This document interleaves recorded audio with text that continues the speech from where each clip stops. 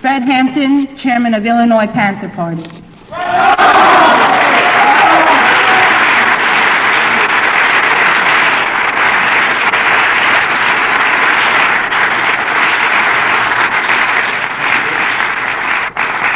Shining in glory for all men to see, through days dark and stormy, while great Lenin led us, our eyes saw the bright sun of freedom above, and Stalin, our leader, with faith in the people, inspired us to build the land that we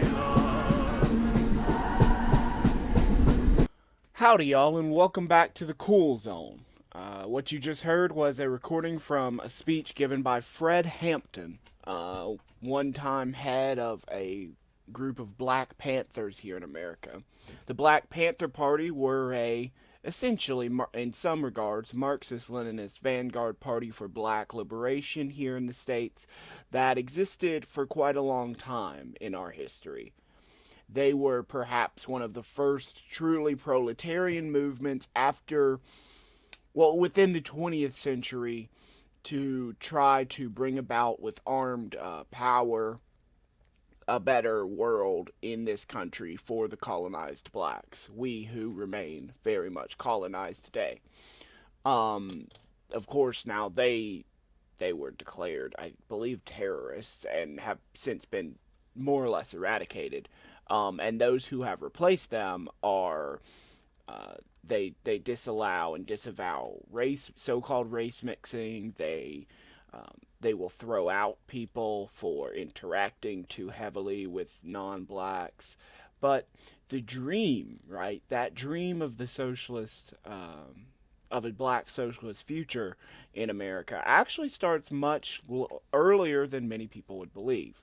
Of course, it begins, if we really consider it, that Black Liberation Front in America begins much earlier with the country of Liberia.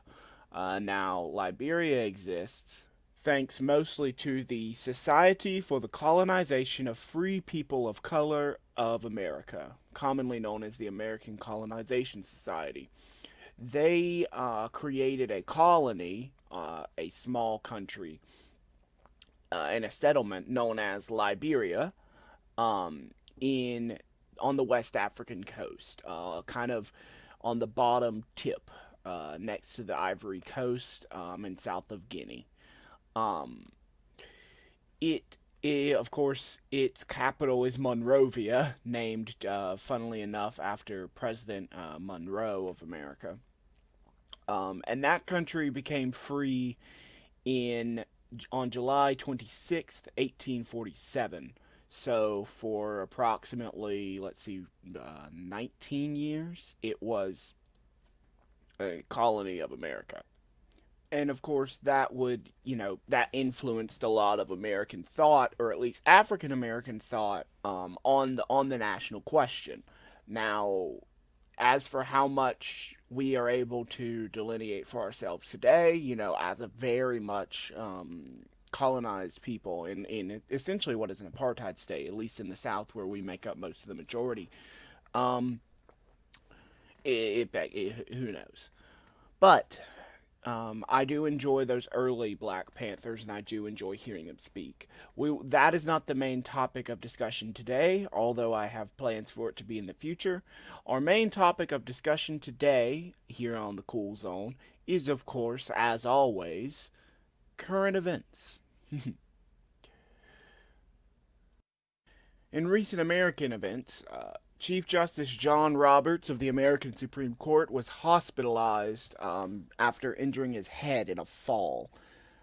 Now, this could be insignificant, but considering his recent rulings and how often he is towing the line between old world conservatism and the new Trumpian breed that has uprooted it, I would venture that he is soon to be replaced by the Trump administration, allowing them to get a final appointee in before the election. Now, as for the historical precedent of such a maneuver, notably previous Democratic presidents such as Barack Obama had that ability denied to them by the Republican Party, who, even though they held the minority then in the Senate, which is the body used to approve or disapprove such appointments. That having been said, I would assume that Justice Roberts is pretty okay with being replaced. He is quite old. He is 65, which is young for a Chief Justice in our country, but in many other countries is rather old, especially considering he's one of 9 dictators who more or less can do it as they say within the United States of America. So what does this spell really, and what do I think about the current election prospects? I think vote Kanye. Of course, we should all vote Kanye. Why not? Kanye is an imbecile. He is a dullard, and by God, he should steal the election from both of these other guys. But what we're really looking at here in America is we're looking at a clear party realignment. That's just what this is.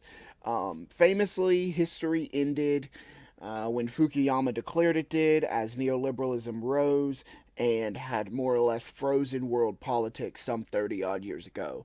It is only under Donald Trump that history has started moving again, and it has started moving very rapidly. I have a theory on what the American position is on the global stage, and this is kind of stolen from the power discussion of Yanis Varoufakis, the great Greek economist, academic, and politician. He notably has the theory that currently, or at least in the past, neoliberalism has been used by the United States and by the West as a sort of leveling agent upon which the majority of Western states, as well as, say, so the EU, as well as NATO, can widely prosper as a wide and broad first world at the extreme exploitation of other states who they quote-unquote uplift with extra capital through capital colonization. This has functioned so far, but of course, with the rise of China as a global superpower, the debate which arose in the Reagan administration of what sort of power could the U.S. have if its GDP was lowered in the global scale. So what will happen if the U.S. only controls, say, 10% of world GDP, and how will that affect its soft power in other regions? And so Giannis has theorized or speculated, it appears Zizek agrees, as well, that the Trumpian presidency and the Trumpian change to neoliberalism is to move the U.S. from being essentially a heavier weight amongst equals into the position of the hub of a wheel. Imagine, if you would, a bicycle wheel with its many spokes coming out of that single hub. Currently speaking, right, we live in sort of a plate world where the middle of the plate is the U.S. Everything ultimately drips, however slowly, down to the U.S. But this disallows the U.S. to control how the plate moves. And if the plate were to spin, then capital could be, or whatever's on it, could be sent outward, or a new center could emerge if the plate were to be balanced. And so what the U.S. is moving to do under Trump, and what the Republicans are moving to do, is to essentially model the U.S. as to the hub of a bicycle wheel, so that all the other countries which they interact with must exist on the edges, on the spokes of the wheel. And ultimately, as we know, anytime the wheel moves, it is not the will of the spokes, but it is the will of their hub, the hub which controls them.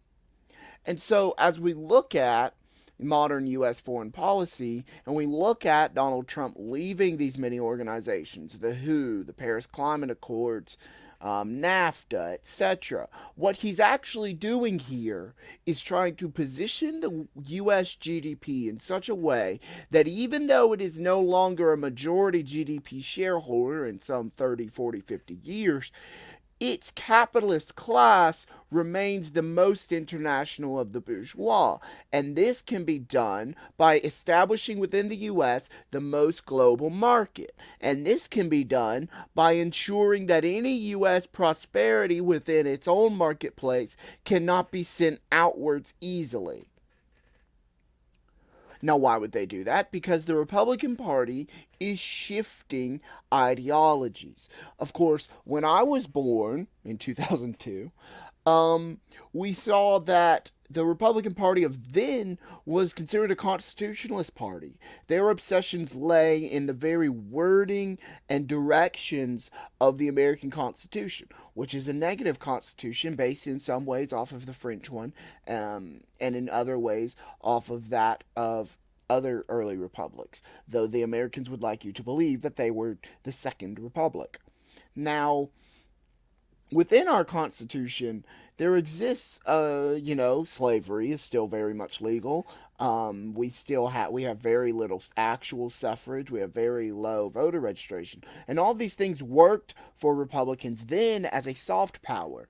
They would simply cry about the Constitution, and then they became deficit hawks around '04, and used the idea of a deficit to continue war ongoing in the world.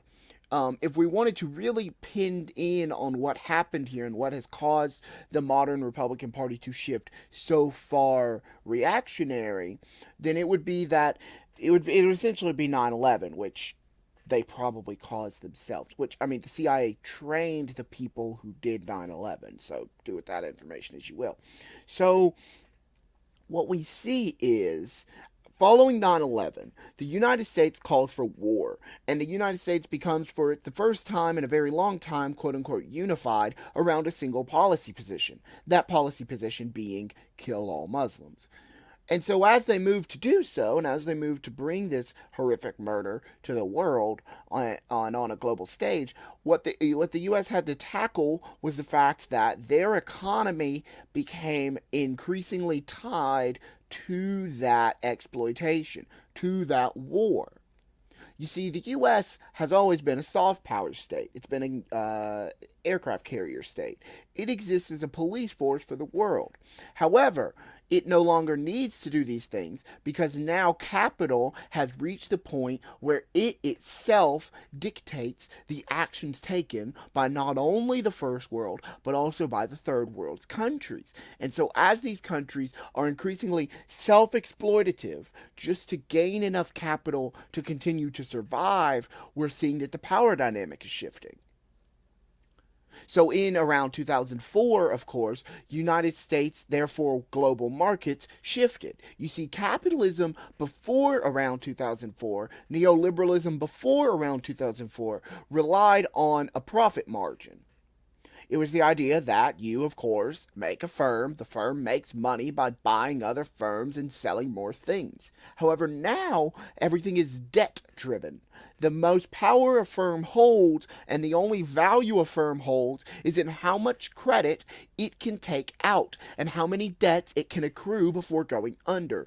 It is in this that we see the issues of modern neoliberal capitalism, because we see here that by manipulating debts and accounts, firms can essentially print their own money. This is what led to the 2008 financial recession and eventually, over time, the current greatest depression, which we are about to experience and are in the beginnings of.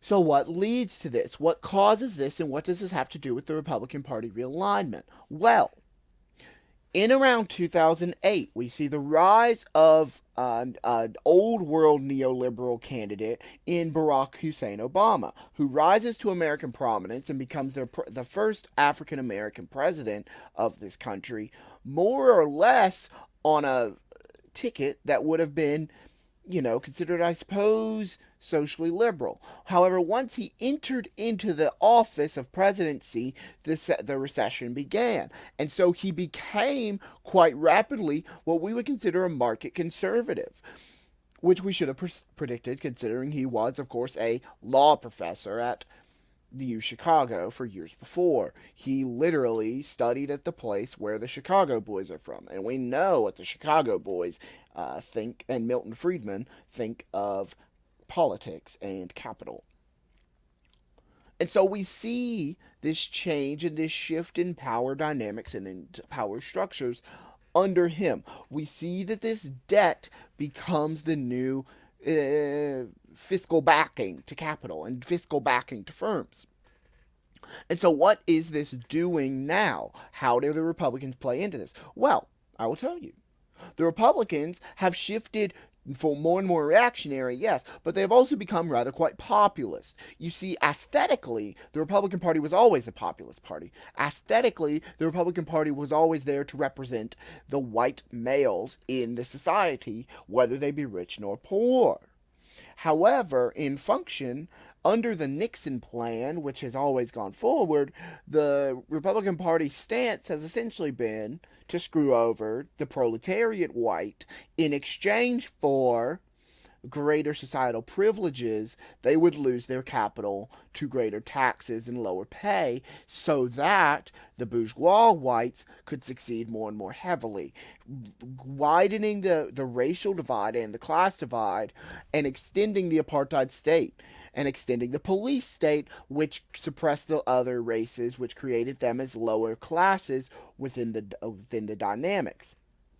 And so what all of this plays out as is that now the Republican Party stance has shifted as they have become the minority, as their races that they represent have become the minority, and as their class values have become more pronounced due to a drying up of capital at the bottom of the pyramid. And so what this looks like is we're seeing a national populist, or as I would say, national Bolshevik, Republican Party coming to age, see? So what the Republicans are doing now to address, or rather fail to address, things like the COVID-19 crisis really come out of this era of 2008, but also 2012, and the rise of what was called the Tea Party in America. The Tea Party harkens back to our oldest political action in this country, which was the Boston Tea Party, in which case many Bostonians went to the harbor, stole tea from the British overlords, and threw it into the harbor because they did not want to pay the tax on aforementioned tea. And so this modern Tea Party was very anti-taxes, it was very populist, and it gained a lot of renown amongst working class whites, specifically working class white men, who had also taught to be very chauvinist in the face of what was a rising cancel culture. These people, of course, would become, or rather be consumed and replaced by, modern Trumpians, who are notably even more populist. And so as we're watching the party shift, and as we're watching it change, we're seeing that capital is drying up too rapidly in this country due to the country's wealth being based on debt, due to that debt being based on property values, which no longer can rise as much, nor can the credit line rise as much, meaning that the debts are beginning to accrue too much too rapidly.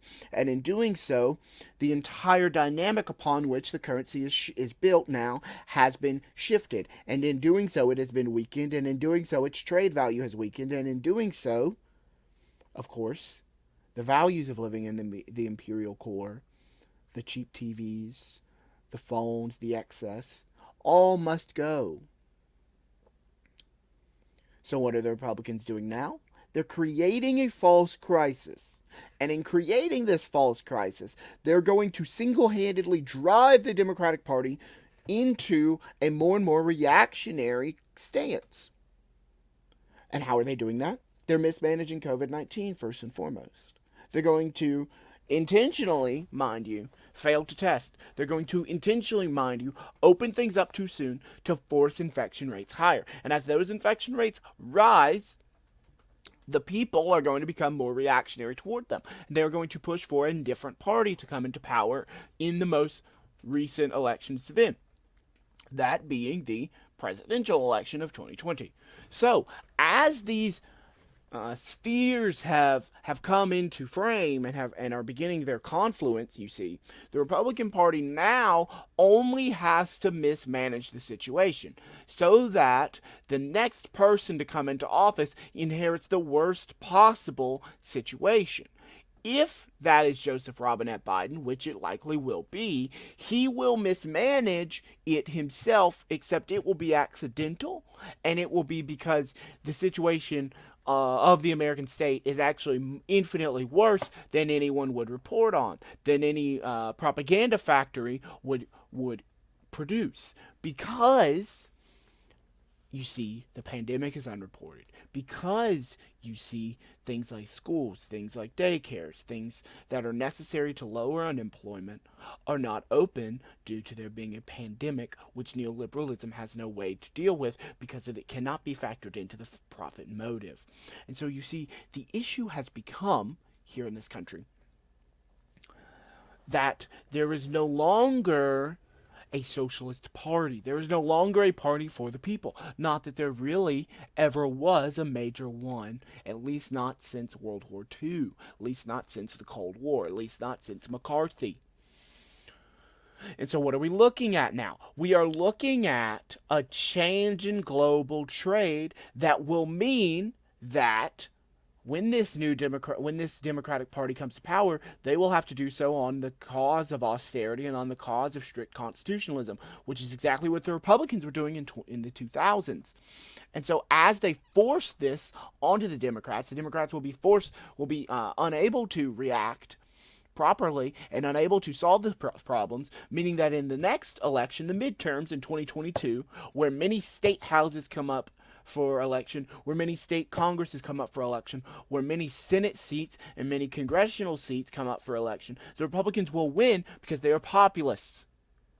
And because they are populists, they will appeal to these people. When they hold the Senate, when they hold the House, when they hold the majority of these state governments, it will be trivial for them to modify the Constitution, lowering and weakening the power of the executive, which they themselves first expanded upon after 9/11, meaning that the Democratic Party will look like the idiots. The Republicans will have beat their enemy so thoroughly, so easily trounced them, that party realignment will end. Presumably, the modern Democratic Party will cease to exist as such and will become meaningless and a liberal bourgeois only representing one instead of a so-called Big Tent party. At least this is my prediction and vaguely my hope. In other news today, I had wanted to cover the life and times of Vilma Lucia Espín Goyos.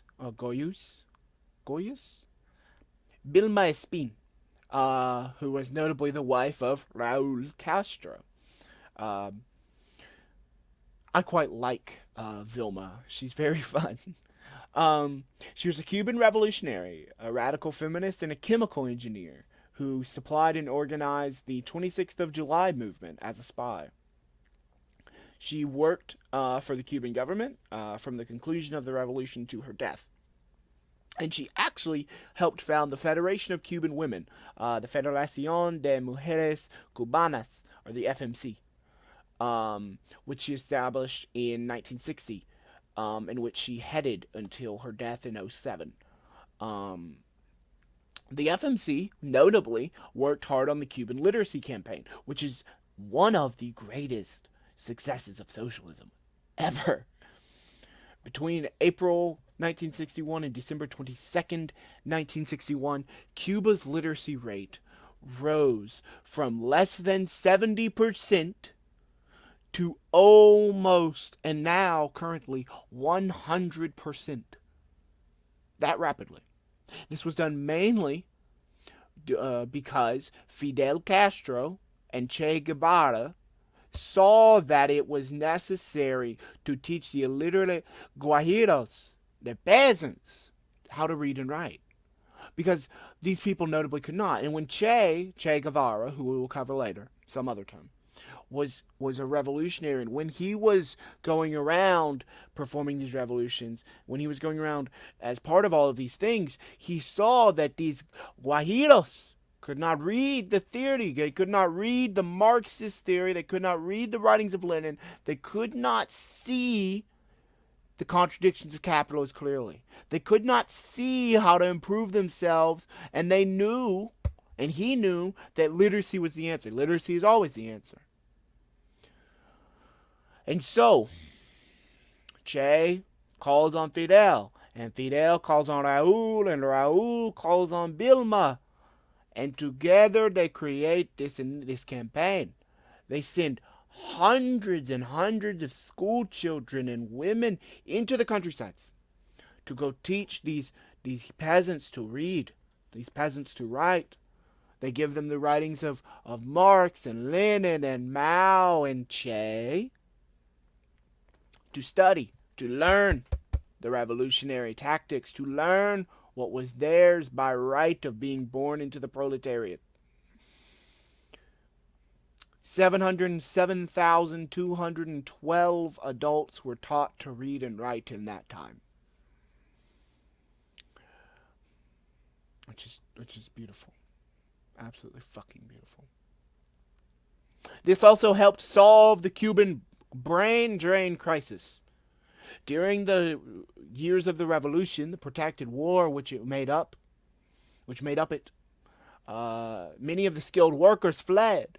So often when you are reading about these revolutionaries in South America, you will see that they have many varied careers. Che was a doctor, a surgeon. Vilma, a chemical engineer, you see.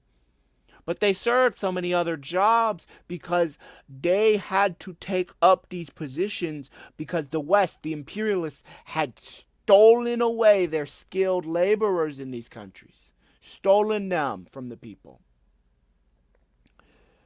And so what do we do? What do we need to do as people, right? To solve this? Well, Fidel, creates agrarian reforms, he creates healthcare reforms, he creates educational reforms, he creates social and economic reforms to help first the lowest sectors of Cuban society.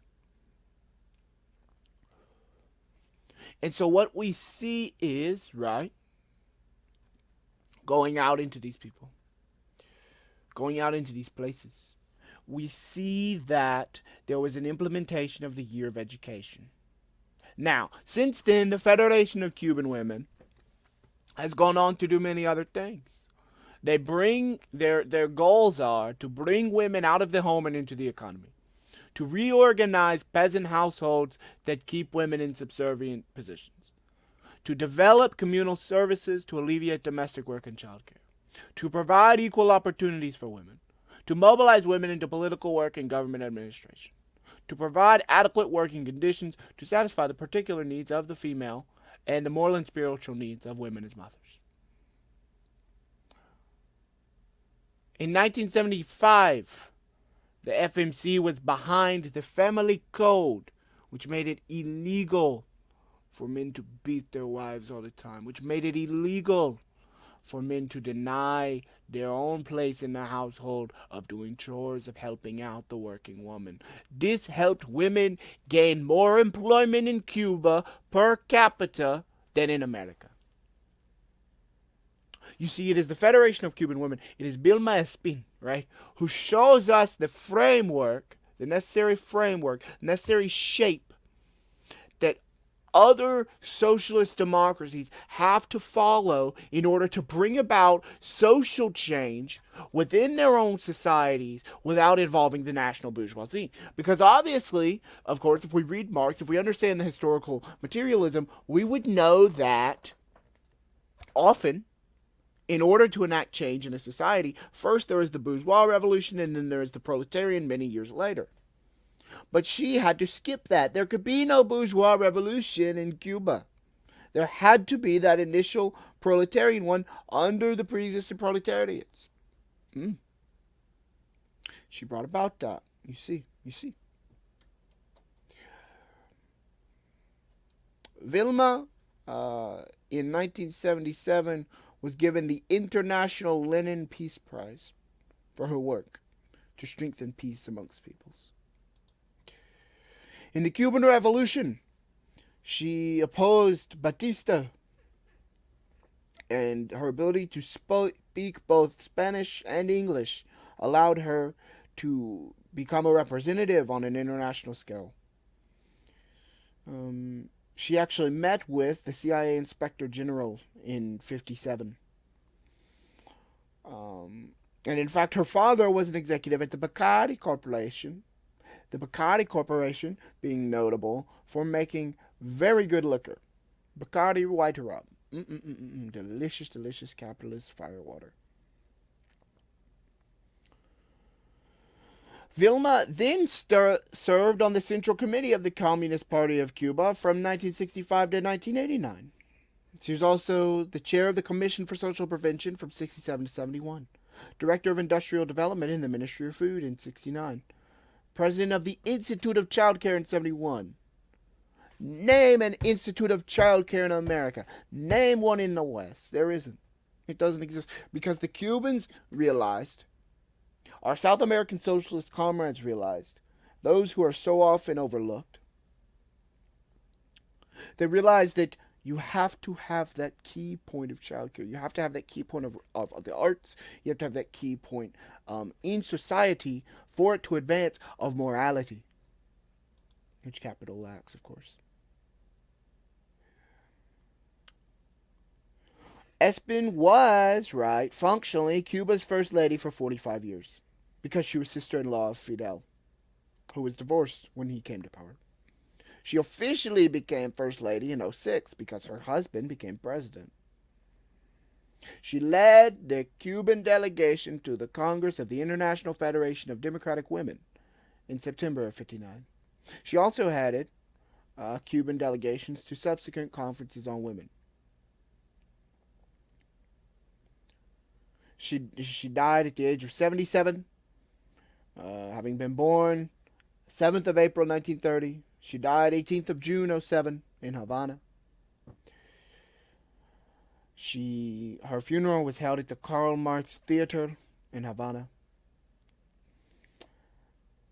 And her body was cremated, her remains resting in the Frank País Mausoleum in the province of Santiago de Cuba.